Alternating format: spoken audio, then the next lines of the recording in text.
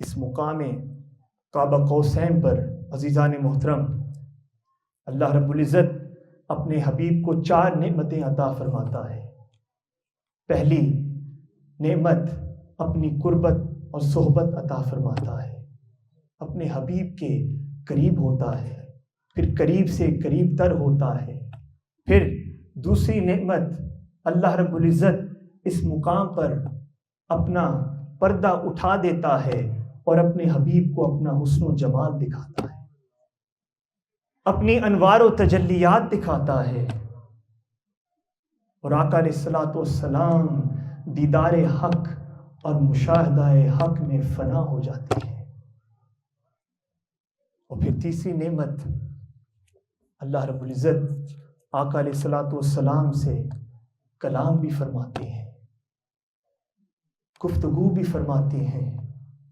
یہ وہ مقام ہے جہاں اللہ رب العزت نے کسی غیر کے وجود کا، کسی نبی، کسی رسول، کسی فرشتے کا وجود گوارا نہیں کیا۔ اس بزم میں، اس مجلس میں، اس محفل میں فقط خدا ہیں اور خدا کے حبیب مصطفیٰ ہیں۔ اس مجلس و محفل، اس گوشہ تنہائی میں فقط محب ہیں اور محبوب ہے، خدا ہے اور خدا کے روبرو مصطفیٰ ہیں۔ نہ جبریل امی ہیں، نہ رف ہے، نہ انبیاء و رسل اعظام کی نیک ارواحیں ہیں، نہ ملائکہ ہیں، نہ جن و انس ہے۔ اس گوشہ تنہائی میں فقط خدا اور مصطفیٰ ہیں۔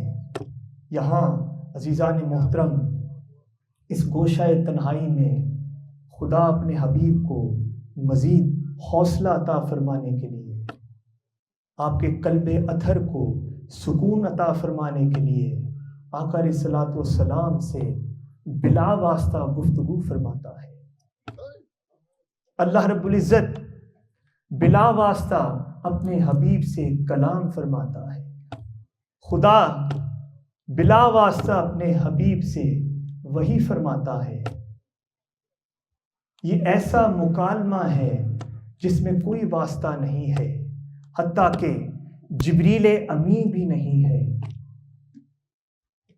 یہاں کبھی خدا اپنے محبوب سے مخاطب ہے اور آقا علیہ الصلوۃ والسلام مخاطب ہیں، اور کبھی حضور کو بھی اذن عطا ہوتا ہے، خدا سے مخاطب ہوتے ہیں اور خدا مخاطب ہو جاتا ہے۔ کبھی حبیب اپنے رب سے گفتگو فرماتے ہیں اور رب سنتا ہے، کبھی رب گفتگو فرماتا ہے اور حبیب سنتے ہیں۔ کبھی آقا علیہ الصلوۃ والسلام کلام فرماتے ہیں اور رب سنتا ہے، کبھی خدا کلام فرماتا ہے اور حبیب سنتے ہیں، اور کوئی تیسرا موجود نہیں ہے۔ اب تو آجا بخدا پاس کوئی غیر نہیں، اب تو آجا بخدا پاس کوئی غیر نہیں، ایک تیری یاد ہے میں ہوں اور گوشہ تنہائی ہے۔ اس میں اللہ رب العزت فرماتا ہے، پھر فَأَوْحَى إِلَىٰ عَبْدِهِ مَا أَوْحَى، پھر میں نے اپنے حبیب سے گفتگو کی، میں نے اپنے حبیب سے کلام کیا۔ باری تعالیٰ کیا گفتگو کی، باری تعالیٰ کیا وحی فرمائی؟ رب فرماتا ہے جو وحی فرمانا چاہتا تھا وہی کی، ما اوحا، جو کلام کرنا چاہتا تھا وہی کیا، جو گفتگو اپنے حبیب سے اس گوشہ تنہائی میں کرنا چاہتا تھا وہی گفتگو کی۔ باری تعالیٰ اتنی منظر کشی فرما دی، اتنی طویل سورہ، کوئی 2-4 باتیں نمونے کے طور پہ ہی بتا دے۔ سوال پیدا ہوتا ہے کہ اللہ رب العزت جو اس گوشہ تنہائی میں حضور سے باتیں ہوئی، حضور سے کلام ہوا، حضور سے گفتگو ہوئی، نمونے کے طور پہ 2-4 باتیں ہی بتا دیتا کہ حضور سے قیامت کے احوال کے بارے میں ذکر ہوا، امت کے احوال کے بارے میں ذکر ہوا، اپنے خاص علوم و حکم عطا کیے، مگر خدا نے یہ راز و نیاز اور گوشہ تنہائی کی باتیں نہیں بتائی۔ کیوں نہیں بتائی؟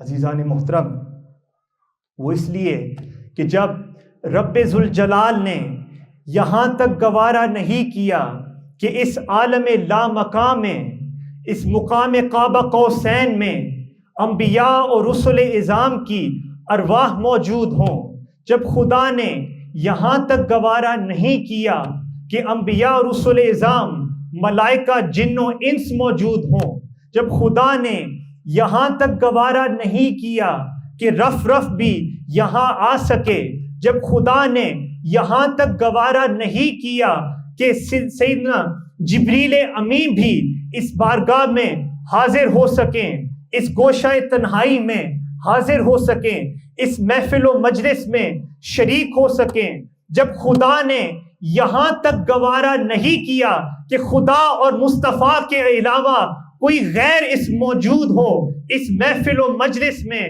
تو خدا یہ کیسے گوارا کر سکتا ہے کہ اس گوشہ تنہائی کی باتیں، یہ راز و نیاز کی باتیں کسی غیر کو بتائی جائیں؟ جب خدا نے یہاں تک گوارا نہیں کیا کہ واسطہ جبریل امین اس بارگاہ میں، اس محفل و مجلس میں آ سکیں،